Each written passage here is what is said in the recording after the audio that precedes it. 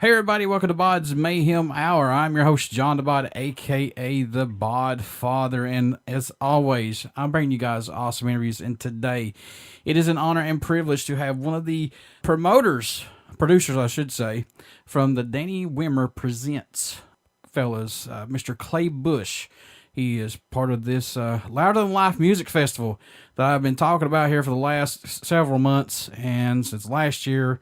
It's a huge event here in Kentucky. It's in Louisville, Kentucky, October 1st and 2nd at Saturday and Sunday at Champions Park, and we're going to be talking to him about that. So, Clay, how's it going, my man? I'm good, man. How you doing? Awesome. Glad to have you on here. Now, you got a partner that's with you that helps you on this, plus many more, but Gary Spivak, I hope I said his name correct. Well, yeah, I mean, the dynamic of DWP, Danny Wimmer Presents, it starts at the top, and the founder, Danny Wimmer, obviously, is our general, our leader, sergeant of arms, whatever you want to call it. But he's the creative force behind everything we do, and then it trickles down. So from the top, from the booking perspective, it all starts with Gary and Danny, and then it trickles down to myself and Charlie, who handles a lot of our on-site experiences now with the build-outs and the stages and all that. That's Charlie's side, which produces the live experience, and then you have my team, which is more the experiential, the marketing, the media side, and working with guys like yourself, and trying to create an incredible experience for every one of you guys coming to Loud in Life this year. That's what I want to get into. I mean, you guys are getting so much promotion and stuff from us, and we are promoting it like crazy here on the online side. And, we are proud of this in Kentucky. I can just tell you that right now, because in my area, in Eastern Kentucky, all we have pretty much is bluegrass and gospel, stuff like that. So we have to drive, man, at least 2+ hours or more to see a great concert. Thank God for Loud in Life to be here, because that's one of the reasons we come down there. And when we go to new markets, originally we weren't even planning on having a festival there, anywhere in Kentucky. We went to Louisville to start a bourbon and start with Danny going there and meeting the mayor and the mayor's office and city officials, and it turned into, hey, why would you even start a bourbon in a city and a region, let alone not just a city, a region, as there's so much culture and incredible food. And then the more time we spent there, the more friends we made, and got even more familiar with the city and the area around, and got friends with the bourbon companies now. I'm really good friends with Wes Henderson from Angel's Envy.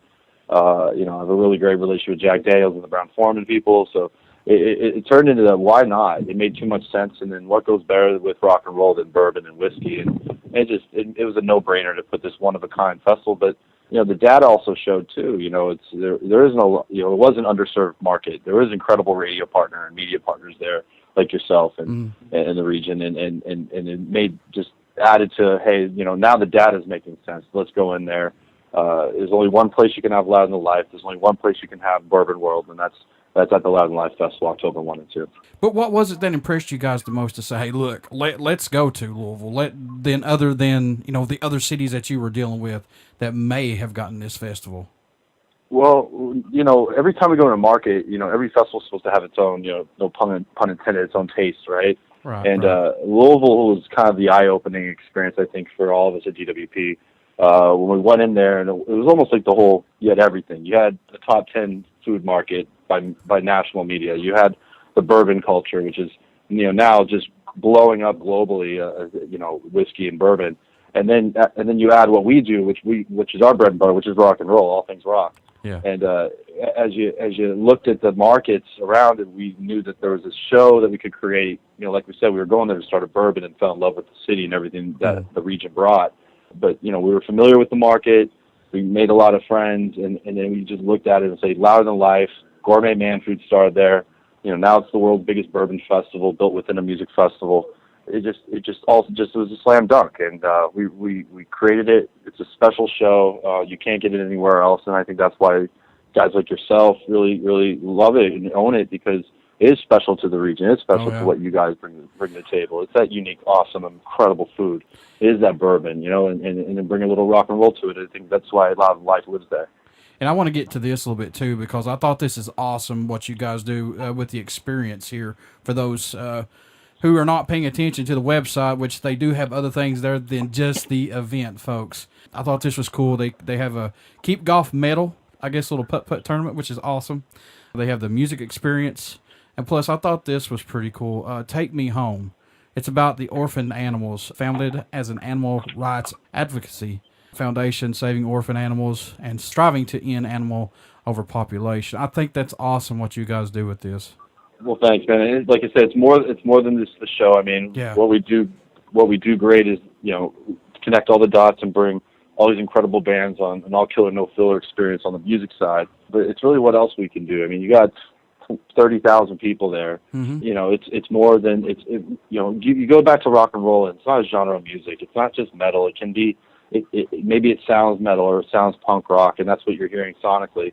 But it is a community. It is a lifestyle. I think at the end of the day, it's all of our responsibility to break new bands. That's why you're seeing a lot of young bands that you may not know names, but you leave there blown away. I think people left loving Avatar, leave loving nothing more. These young bands, when they first hit the bill, are now mid-level main stage slot bands for us. So you get the discovery aspect, you get the culture of rock and roll, and that's why I said, like, with what Kentucky brings, which is so special, is that bourbon culture, and what we bring is that rock and roll culture, and they do dance well together.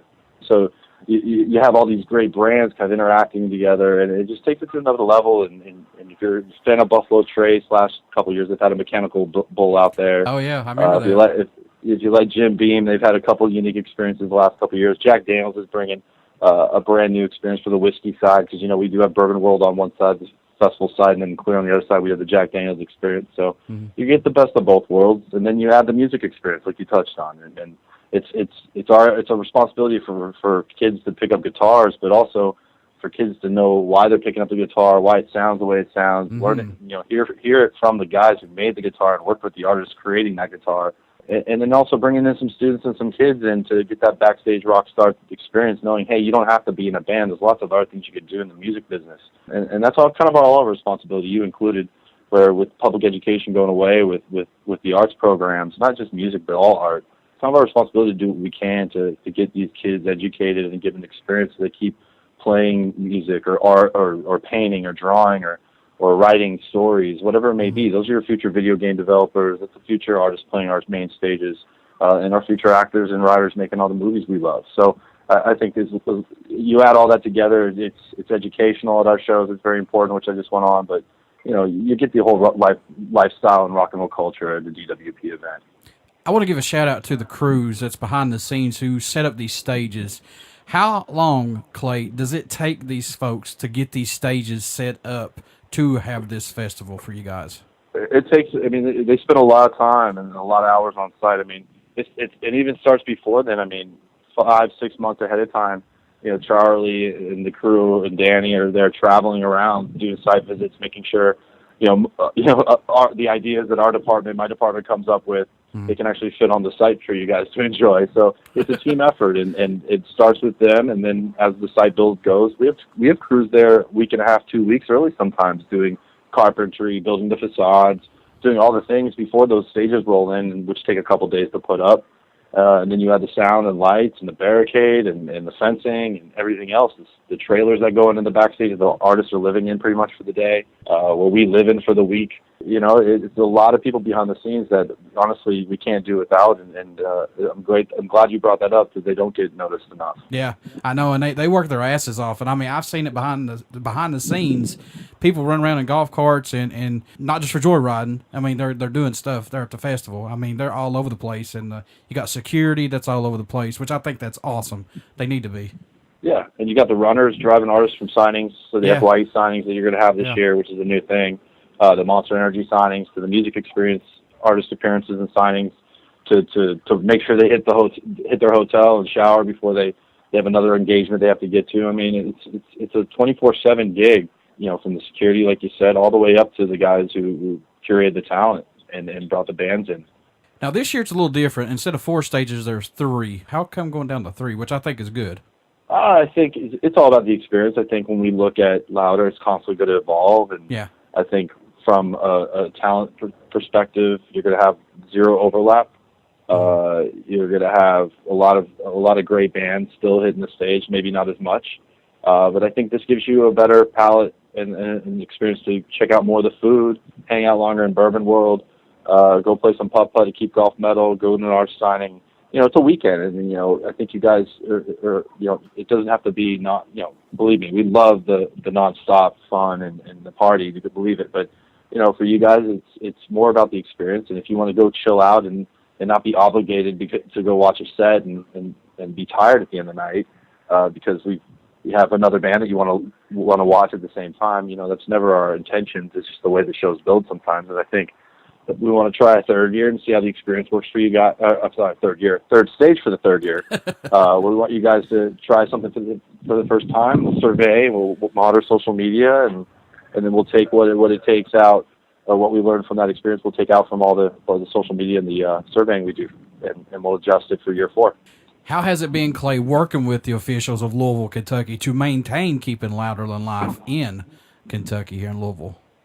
Well, I mean, the mayor's office, Mayor Fisher, is probably the number one mayor in the city, in the country that we work with. We love him. But you have Marty from the city, Marty Storch, and Mike Maloney, who are really kind of partners and teammates with us, kind of walking us through what are people's concerns. We're constantly using technology to figure out how we can, work and drown out noise, so when it goes to a certain area, people aren't hearing it. I mean, technology is incredible now, and we're constantly, I don't know too much about it, it's out of my wheelhouse, but I know our production crews and our side ops teams, everyone involved in the actual production side, are really excited to bring Loud and Live to you, but also make sure that the one weekend we're there out of 52, we're not a nuisance to the community there, because at the end of the day, it's great for Louisville and great for the region, the amount of people coming to the city and to experience the city, not just the show, but everything the city has to offer.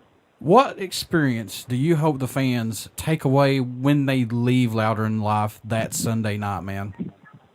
You know what? I think at the end of the day, it comes to the offer, and the offer means, I hope they enjoyed every band that they saw, they loved, and they can't wait to see those bands again. But I think hopefully the food experience, which is one thing I know we're all really passionate about at DWP, is making sure you leave with a nice healthy dose of gourmet man food in your stomachs, because it's got to be good. I mean, the area has incredible cuisine, so we've got to showcase the cuisine properly. So can't name all the food vendors we got there, but everything from a Doc Crow's to Mama's Barbecue, those are the go-tos that I love personally, that I always kind of go to all the time. But we have a ton of offerings that are just incredible, that I think everyone should try everything. And if they leave there saying, holy crap, that was just like going to a food festival, and I discovered a brand new barbecue joint, and that's what it's all about, is discovery. They discover a great food and barbecue joint, or a new restaurant, or the High Five Donut Girls, and they created their own unique donut, and they love it, and they can't wait to have it again. Or they meet they meet a bunch of new groups of friends, or a girl or a guy may meet their future wife or husband. It's all about just discovering, meeting new people, because at the end of the day, we're just a giant rock and roll community. And we all love it. We live it. We live and we want to continue to grow it. And I think it's such a fun time to be at a DWP event. And Loud and Life is, to us, probably the most fun experience that we produce out of the year. With all due respect to everything else we have going on, Loud and Life is just a special show, and that a lot that is a test of the community and the area we're in. With all of the events that you guys work with, what sets Louder Than Life apart from any other of those festivals, man? It was kind of the catalyst to everything. I mean, if you look around the other DWP events, we do have gourmet man food at those shows now, but Loud Than Life started it all. It kind of opened our eyes to it. So I think that's what makes Loud Than Life different. And then you have the bourbon. Bourbon World's there. You don't get Bourbon World anywhere else. You can't get that at any other DWP event. So, louder's louder. That's why I think it's, like I keep going back to, it's a special show. You can only get it at one place in the country. It's right there in Whiskey Row. Clay, what's been your favorite part about being part of Louder Than Life, man? I think on a personal note, I love the friends we've made down there. I mean, from Mike Maloney to Marty Storch. I can't name everyone I've met down there, but the friends, and that's what I love about Louder personally. It's just it's a community event.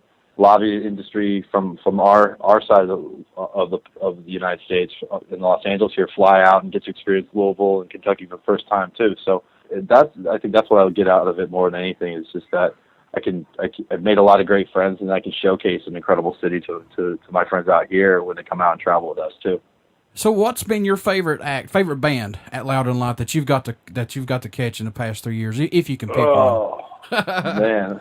That's a tough one, because at the end of what's funny is we really, I can't speak to I can kind of speak for Danny because I know him well enough. We're really not watching the shows. We'll go out there and usually check one or two songs out to make sure it sounds good. Unless we've never seen a band before, we usually won't stay there the whole set. And that's not because we don't want to see the bands, because we've seen those bands at every other event, so we know what we're getting as far as the show is concerned. Unless they're like, hey, we want to show you guys something fresh that we're trying out for the first time, that we're playing a new song. I think Louder Than Life, from Korn, just because they're getting, for some, not for some reason, but they're getting better with age. We just had them in Chicago, and they were just the next level. And the new song, it feels like it's going back to the roots of how they first started, really heavy, which I always love personally. So I'm excited to see Korn. Definitely excited to see Slipknot, because I've seen a lot of Slipknot shows. They don't get old. That's for sure. They're fun. And I think you guys have never seen a Slipknot show. It's really fun. Getting them in Champions Park there at the nighttime with the tree bar all lit up. Show is going to be looking really nice. And I think over time, those are going to be the ones that I'm going to leave with. But Bring the Horizon was fun last year. Day to Remember was fun year one with the mayor introducing them. I loved ZZ Top last year. That was a highlight for me. Seeing those guys for the first time. So yeah, Loud Life. I think I love a little bit of everything. I don't get a chance to really watch the whole set. What I do have to say though is I saw this in Chicago.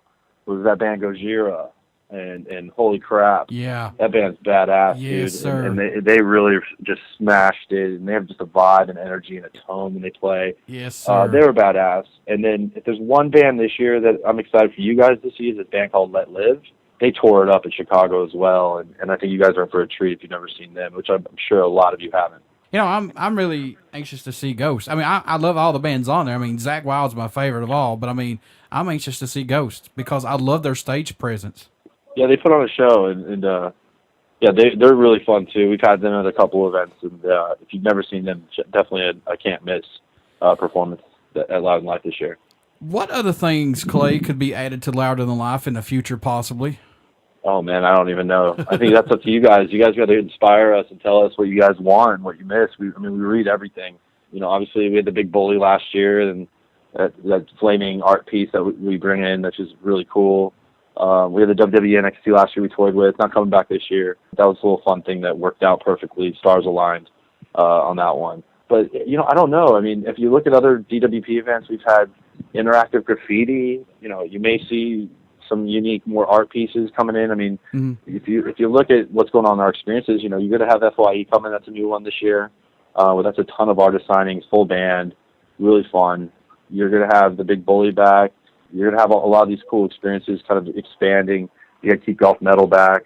But yeah, we're constantly looking to push the limits. But like I said, at other events, we've had graffiti zones, had the Ferris wheel, but you've had the Ferris wheel too, Louder. So I mean, we'll kind of be different, and I think that's what Bourbon World's kind of the Loud Than Life specialty, and the gourmet man food truly is, coined up from that city. So I think that's where we really want to make sure we kind of not just bring other things in, but expand on the things that make it great. Is there any band that you would like to see at the event as a headliner that's not been there as of yet? Me, I want to see Metallica, but that's me. Well, yeah.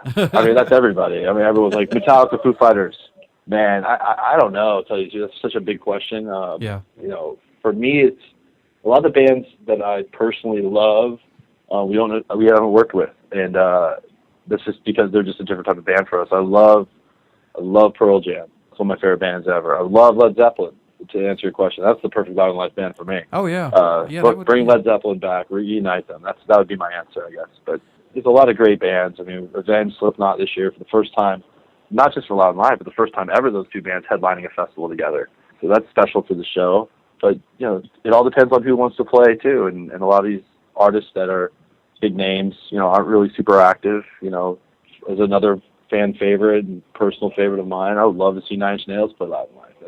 That's just me. It may not make sense for everybody, but at the end of the day, everything's got to align perfectly. And, you had Slipknot Avenge lined up perfectly this year. And in the past, you've had ZZ and you've had Kid Rock, and you've had different types of events and different types of bills. And this year is a little bit heavier and harder, and that's okay. I think everyone's going to love it. The food's going to be incredible, like it always is. The beverage experience, from Bourbon World to Whiskey World to the beer to everything else in between, it's going to be incredible. And fans are going to leave blown away, like we always hope we do. And if we don't, tell us. That means we didn't do our job properly, and we'll make sure we address it for year 4. Clay, I want to say thank you guys a ton, man, for what you guys are doing for the metal community and plus bringing it to Kentucky, my friend. Thank you guys so much. We can't do it without you guys.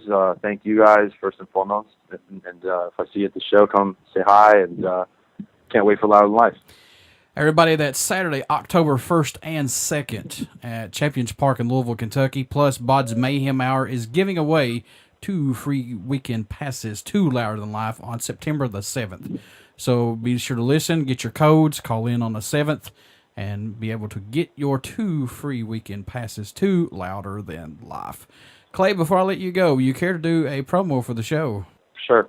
Clay Busch from Louder Than Life, and you're listening to BODS Mayhem Hour. Everybody stick around. We got some great music coming up, and you only hear these interviews right here on BODS Mayhem Hour and Uber City Radio. Thanks, Clay. Thank you.